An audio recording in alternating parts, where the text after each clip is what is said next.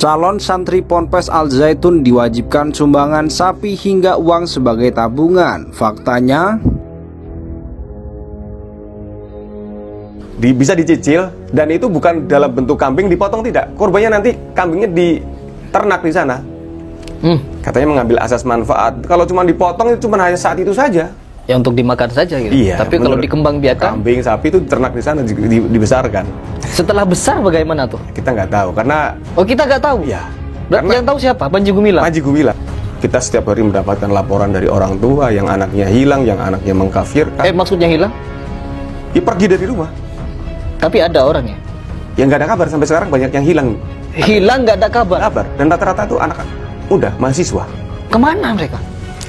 Mereka itu kan biasanya cenderung tidak terbuka di keluarga. Banyak yang akhirnya tidak berani terbuka daripada sendiri ketahuan. Nyari aman, pergi dari rumah. Jadi mereka ikut NII, ya, tapi keluarga nggak tahu di rumah. Banyak kawan-kawan sampai 10 tahun, ada yang 16 tahun itu keluarganya nggak tahu. Korban mahasiswa yang drop out, nipu orang tuanya, mencuri, bahkan mengorganisir pembantu rumah tangga baru 2-3 hari kerja sudah mencuri. Itu hal yang biasa di era-era saat itu. Cuman saat itu mereka masih takut, sangat takut, karena TNI saat itu kan masih berkuasa. Jadi banyak sekali yang ditangkap oleh Koramil, Kodim. Tapi setelah reformasi ini semakin merajalela. Cuman persoalannya kan ini menjadi hal yang agak sulit ya, karena masyarakat tidak tahu.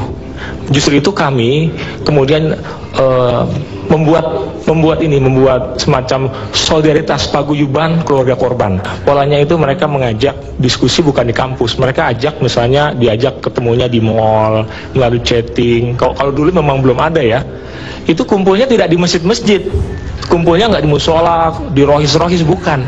Mereka itu nyampur dengan anak-anak muda gaul gitu ya, pakai lepis, perempuannya nggak pakai jilbab. Nah, pola rekrutmennya sangat menggunakan pola-pola motivator seperti motivator ulung yang ada di Indonesia ya. Pendidikan formal yang kami wujudkan adalah yang sekarang orang kenal namanya Al-Zaitun. Harus dapat uang, jadi tidak ada SOP-nya gitu. Jadi apapun dilakukan, rekrutmen dan kemudian ditipu orang-orang yang direkrut. Iya, apapun dilakukan dari atasnya, tidak ada standar operasional gitu.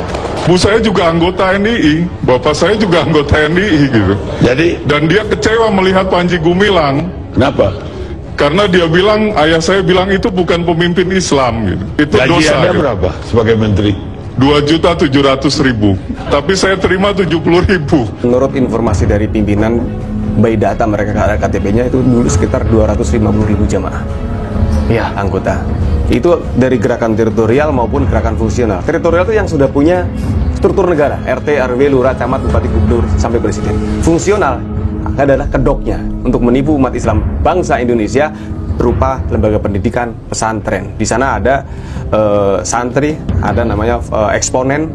Santri itu 80% mendekati 90%, semua santri adalah orang tuanya NII. Ada berapa persen itu adalah santri korban promosi Al-Zaitun. Jadi ketika ada penelitian dari manapun datang ke Al-Zaitun, nggak bakal nemu apa-apa. Kita dilarang ngomong NII, kita dilarang bawa data tentang NII. Jadi model Al-Zaitun pintar, Panji Gumilang ini licik. Harganya 100 juta, dikasih duit 10 juta, mana sertifikatnya? Tak pinjam dulu. Ntar bayarnya berapa puluh tahun lagi, sampai sekarang banyak yang tidak lunas. Pondok Pesantren Al-Zaitun Indramayu pernah menjadi pesantren terbesar di Asia Tenggara karena perkembangan pesantren ini begitu cepat. Terlebih infrastruktur yang dimiliki Ponpes Al-Zaitun Indramayu begitu megah. Di balik megahnya bangunan yang dimiliki oleh Ponpes Al-Zaitun Indramayu ini ternyata menyingkap fakta yang mencengangkan, di mana Ponpes Al-Zaitun Indramayu ternyata sering mendapat bantuan dari sejumlah pejabat. Tak hanya dari pejabat di negeri ini, Ponpes Al-Zaitun Indramayu juga sering mendapatkan sumbangan dari para orang tua santri. Sumbangan yang diberikan juga tidak main-main, yakni seekor sapi yang diberikan kepada pihak pesantren. Menurut sumber sumex.co, untuk memasukkan ke Ponpes Al-Zaitun Indramayu biayanya tidak murah. Para santri diwajibkan untuk memberikan sumbangan kepada pihak pesantren yang bertujuan untuk pengembangan Ponpes Al-Zaitun Indramayu. Gak mudah untuk masuk ke Al-Zaitun ini, mahal. Santri juga harus membeli sapi sebagai tabungan, ungkap salah seorang sumber. Ditambahkan sumber sumex.co, tak heran jika sekarang ini peternakan yang dimiliki Ponpes Al Zaitun Indramayu sangat terkenal. Karena sapi-sapi di Ponpes Al Zaitun sangat banyak sumbangan dari santri.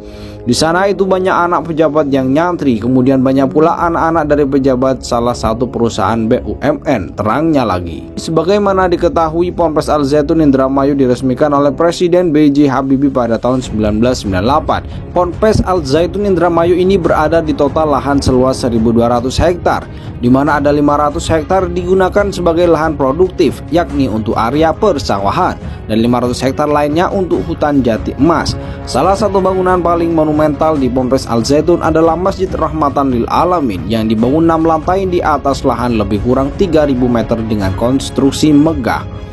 Adapun moto Ponpes Al Zaitun Indramayu ini adalah pusat pendidikan, pengembangan budaya, toleransi, dan perdamaian. Sejumlah tokoh penting di negeri ini disebut-sebut pernah datang ke Ponpes Al Zaitun dan memberikan sumbangan baik dalam bentuk uang tunai maupun sapi untuk dikembangkan di kawasan pesantren tersebut.